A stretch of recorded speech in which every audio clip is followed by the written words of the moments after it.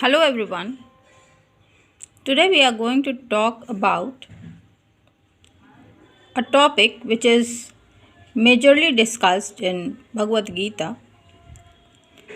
the absence of presence and the presence of absence. Another very important verse for developing personal excellence is the fifth verse of chapter 6. This verse talks about how to bring about continuous improvement in your life. You have to work on your inner state and not get lost in the events of life. Most of us draw our energy from the events of life.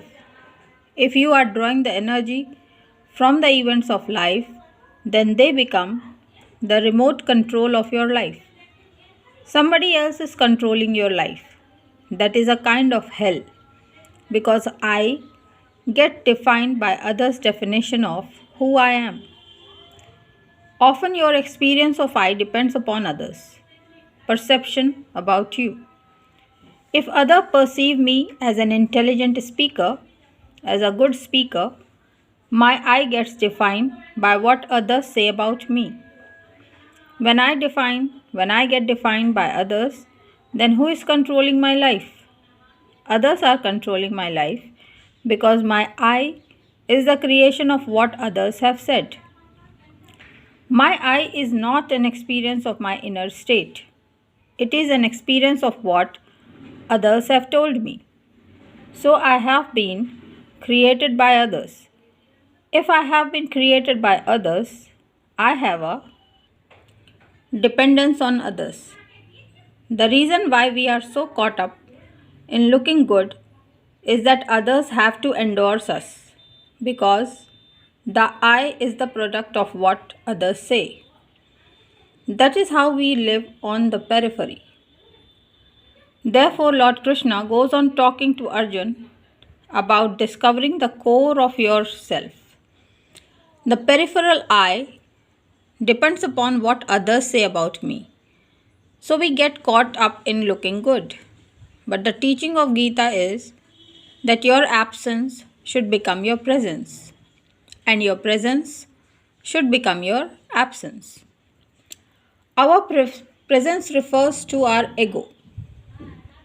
The psychodrama of who I am is our presence. Ahankara Vimuddatma Karta iti manyate. Lord Krishna says, Ahankara Vimud Atma. The egoistic person is a great fool. Vimud. Why? Our presence, our ego, is the periphery of ourselves. And this periphery is created by what others have said about us. Therefore, are constantly lost in pleasing others, so we cannot be authentic to ourselves. What the Gita is inviting us into is a state where you do not play ego drama. The absence of I, which is one's ego, should become your presence. Your absence should become the presence, and the presence should become the absence. That is why the Buddha used the word anatma, no self. If you go to the Hindu temple in the south called Chidambaram, you find arti is done to empty space. Ambar means space. Chidambaram means empty space. So what does it mean? It means in the empty space you become shunya, an absence. In Chidambaram temple, when you do the arti to empty space, it means if your presence is absence, next to it is Nataraja who is dancing there. Nataraj dancing in the Chidambaram temple means that if your presence is your absence and the absence of your ego is your presence, ecstasy will dance in your being. A beautiful symbol. In our lives, we are suffering because ego is our presence. But the enlightened person lives in such a way that his presence is his absence. All our struggles to be better than the other, to be number one, because of which parents give so much of attention to the children to get the first rank, is the play of the ego. If everybody in the class is going to be first, who is going to be the second? It is how the ego plays a game. Can your presence be absence of I? Can emptiness be your presence? You will find that a different intelligence happens.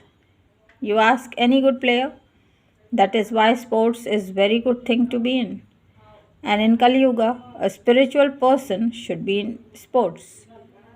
For example, as you are playing tennis, you should be in Chidambaram state. You should be empty. If you hit a shot thinking my girlfriend is watching me, others are watching me, if that becomes your presence, you will miss the ball. When you hit the shot, no matter who is praising you or appreciating you, you should cut yourself from there. Just be empty, looking at the ball as it comes, and allow the stroke to be made. You may miss it, but if you miss it, then you will learn what it is all about. While you are playing the game, you are not empty and focused. If you are not in absence but an ego presence, your performance cannot be really good. Say you are playing basketball as if you play as you play if you start worrying, will I win? Will I win? The worry becomes the presence. But when you play basketball, you should freeze your mind. You should be empty like Chidambaram, and then through the emptiness, you should navigate yourself. So your absence should become your presence, and your presence should be your absence. Many of our tensions happen because of the I that is sitting in the heart of our life. The Lord says in Gita, therefore, Uddharet Atmanatmanam. O Arjun, lift yourself by yourself to a state where you are nobody. The whole drama of being somebody is what you have to eliminate. In Bombay, if you are somebody, you have a good flat, you will say, Swamiji, come to my flat. I have a beautiful flat in Mumbai. It is my flat.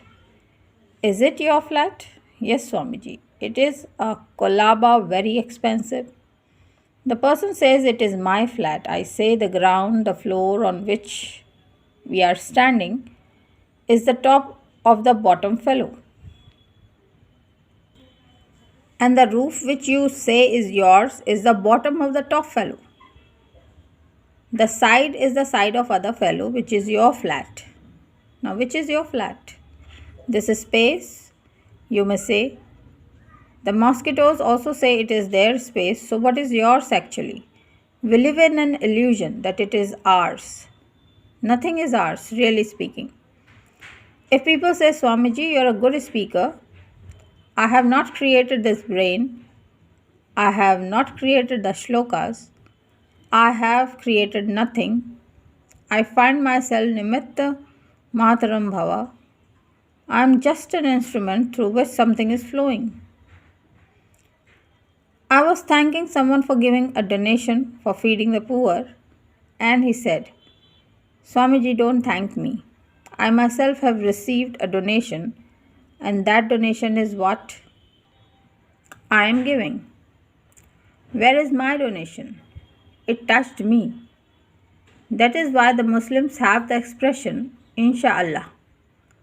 God willing, it will happen. Don't take anything as yours. A beautiful lady came to my workshop and said, Swamiji, I have a lot of tension. Everybody says I am beautiful, everybody appreciates me, but my husband is only fond of eating. He only eats. I know the husband, he has given so much of freedom to her, but what is her problem? My husband is not appreciating me. But he loves you, I asked. And love is shown in different ways. But he cannot appreciate me, and because of that, I am in depression, Swamiji, she said. Nowadays, it has become a status symbol to say I am depressed. Like 40 years ago, if you drank, you were considered to be a bad person. Nowadays, if you don't drink, it appears you do not have high status. Even to Swamijis, they offer drinks.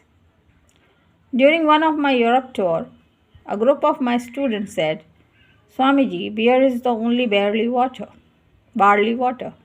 It is very good actually. Wine is only grapevine juice. Nothing in this, Swamiji. So this lady, she is in depression because her husband is not appreciating her. I told her how big the earth is in the cosmos. A small tiny dot. How big is India on the earth? A smaller dot. How big is this city? And even a smaller dot. How big is this hall we are in? A smaller dot. And in this one hall we are 200 people.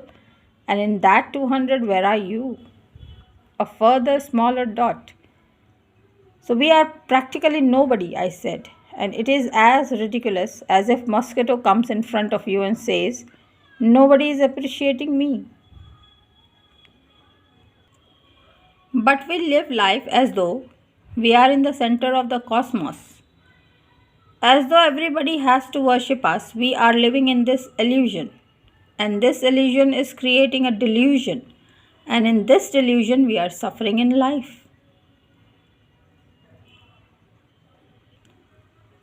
Agne na ritam jnanam tena mohayanti jantvaha.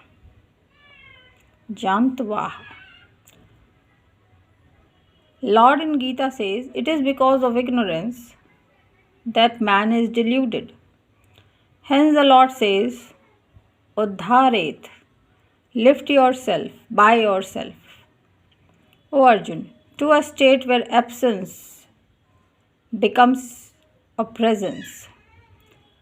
A river in Himalayas does not know it is going to go towards the ocean, where it gets dissolved, but it simply flows naturally.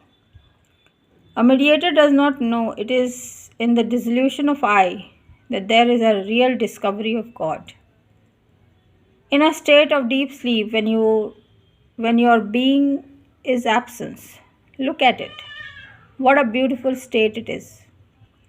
Adi Shankaracharya says, I did not know anything, but I slept extremely well.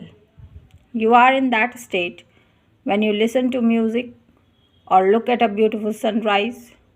When you are looking at something and you are no more there, then you experience a tremendous awe. It is your absence which gives you a real presence. It is the presence of the ego which takes away the beauty of the absence. So let your presence be absence and your absence be a presence. This state is this goal. Uddharet atmanatmanam. The Lord says, O Arjun, lift yourself to a state of absence. He has to say lift yourself because ego exists. But natmanam avasadet. Don't condemn yourself. Don't get upset about why it is not happening. Every time you fail, learn from your failure. Every time you succeed, be grateful for such experience. If you learn from the failure and you are grateful to your success, then the Atmanaha Bandhuhu, your mind becomes a friend, a bandhu. The mind is no more going to be a prison. It is going to become a presence. And the presence is the very absence of I. Or else your mind will be the ripuhu, an enemy. You want to convert your mind into a friend. The greatest task in personal excellence is that your mind should become a friend. It should not be an enemy. A friend is one who supports you. The enemy is one who counters you. When your mind supports you, it brings joy. The way we use the mind by comparing unnecessarily, we get whipped and we suffer from that. So, friends, this was the chapter read out from the book written by Swami Sukhbodhananda, Personal Excellence Through Gita. I'll be showing you the cover of this book, and I recommend this book to be read by everyone.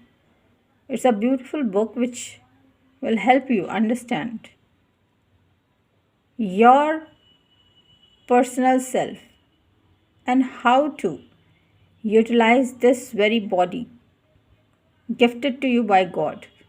I would rather say a very modified, very technologically advanced machine gifted to you by God to attain your highest self.